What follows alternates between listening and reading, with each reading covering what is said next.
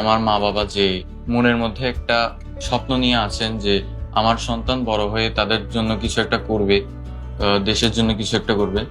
তো সেই বিলিভ থেকে আমি হচ্ছে এই ভবিষ্যৎ স্বপ্ন পূরণের দিকে এগিয়ে যাচ্ছি। আমার মা প্রথম আমাকে বলেছিল যে অনলাইনে বিভিন্ন ধরনের অ্যাপস আছে যেগুলো কন্টেন্ট লার্নিং এ হেল্প করে অনেক বেশি। তো তার মধ্যে আমি একবার শিখো ডাউনলোড করে দেখলাম। সেখান থেকে আমি ইন্সপায়ার্ড হই যে বড় ভাইয়ার যেভাবে ক্লাস নিচ্ছে আমার তো অনেক ভালো লাগছে। আস্তে আস্তে শিখর সব টিচারদের সান্নিধ্যে এসে আমি একটা কনসেপ্ট ক্লিয়ার করতে পারি, যে একটা বেসিক ডেভেলপ হয় আমার। তো এটা আমি অনেক আমায় হেল্প করেছিল যে এই রেজাল্ট করার ক্ষেত্রে। আমি বলতে চাই যে শিখর লাইভ ক্লাস করার পরে আমি অ্যানিমেটেড লেসনগুলো দেখতাম।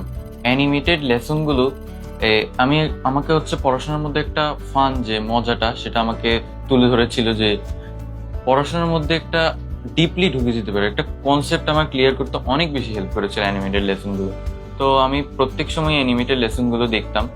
প্লাস আমি বলতে চাই যে শিখর বড় ভাইয়ারা যারা, আমি তাদের থেকে অনেক বেশি ইন্সপায়ার হয়েছি। তারা বিভিন্ন মোটিভেশনাল কথা বলতেন যেগুলো আমায় পড়াশোনার প্রতি একটা আগ্রহ সৃষ্টি করতে অনেক বেশি হেল্প করেছে।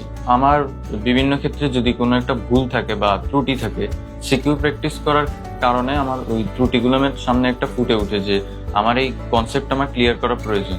পরবর্তীতে ওইটা আমায় অনেক হেল্প করে। এই কারণে আমি এই রেজাল্টটা করতে পেরেছি।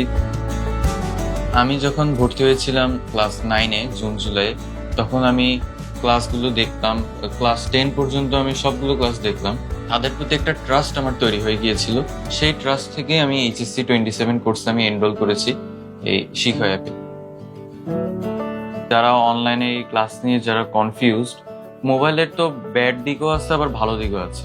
তো ব্যাড দিকটা অ্যাভয়েড করে ভালো দিকটার প্রতি যেন একটু বেশি মনোযোগ দেওয়া যায়। আমি বলতে চাই যে শিখো যদি ভবিষ্যতে আমার সাথে থাকে, আমি ট্রাস্ট করেছি যে এইচএসসি 27 কোর্সে আমি এনরোল করেছি। আশা করি যে এই শিখর এই সাপোর্টটা থাকলে আমার ভবিষ্যৎ স্বপ্ন পূরণে আমি অনেক দূর এগিয়ে যাব। তো ধন্যবাদ শিখকে। আমি নিবিড় কর্মকার। 2025 সালের এসএসসি পরীক্ষায় আমি 1300 নম্বরের মধ্যে 1285 নম্বর পেয়ে সারা বাংলাদেশের প্রথম স্থান অধিকার করার গৌরব অর্জন করেছি।